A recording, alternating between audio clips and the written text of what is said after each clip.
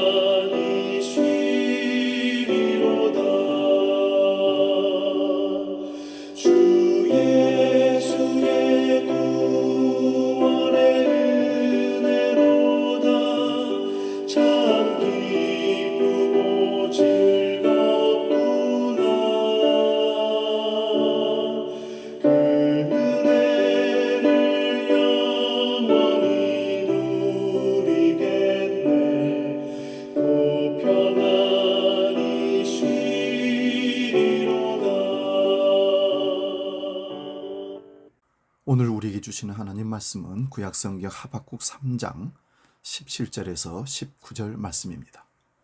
구약성경 1305면에 있습니다. 이 말씀 봉독할 때에 살아계신 하나님의 음성을 들을 수 있기 바랍니다. 하박국 3장 17절에서 19절 말씀 지금 봉독합니다.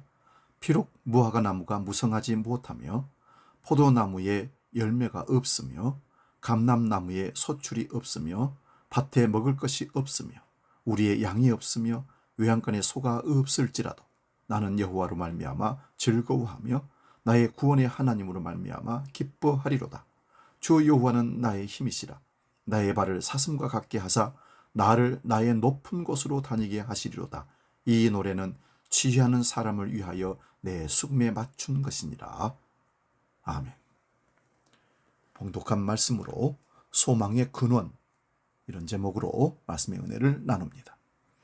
많은 사람들이 이 시대는 더 이상 희망이 없다고 말합니다. 나에겐 소망이 없다고 말합니다.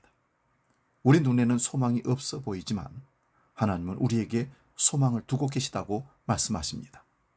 로마서 15장 13절입니다. 소망의 하나님이 모든 기쁨과 평강을 믿음 안에서 너희에게 충만케 하사 성령의 능력으로 소망이 넘치게 하시기를 원하노라. 그래서 우리에게 소망이라는 물을 계속해서 부어주고 계시는 하나님이십니다. 왜냐하면 우리의 감정이라는 마음밭은 물이 없이는 말라갈 수밖에 없기 때문에 그렇습니다. 예레미야 선지자는 예레미야 애가 3장 24절에서 26절에서 내 심령에 이르기를 여호와는 나의 기업이시니 그러므로 내가 저를 바라리라 하는도다. 무릇 기다리는 자에게나 구하는 영혼에게 여호와께서 선을 베푸시는도다.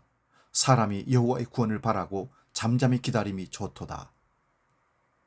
이 세상을 바라볼 때 희망이 없어 보이고 나를 바라볼 때 소망이 없어 보여도 그럴 때일수록 우리는 소망의 근원 되시는 아버지에게 나아가야 합니다.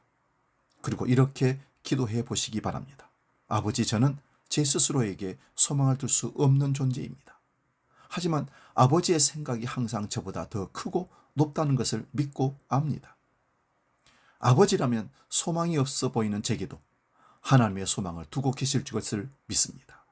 덴마크의 철학자 쇠렌 키에르케고르는 져서 죽음에 이르는 병에서 절망하고 있다는 것에 반대는 신앙을 가지고 있다는 것이라고 말했습니다.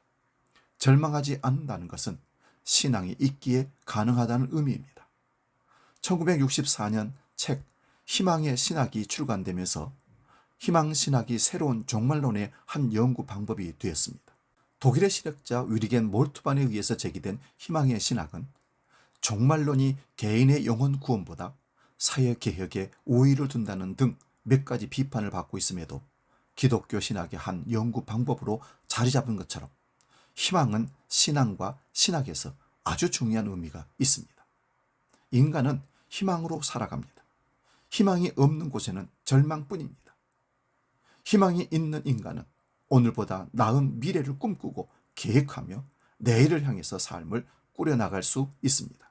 그러나 희망이 실종된다면 삶의 가치와 의욕, 의미도 사라집니다. 하박국서는 포로기 직전의 상황을 배경으로 한 예언서입니다. 하나님의 선민인 유대인 사이에서 하나님의 공의를 찾아보기 힘든 그런 시대였습니다.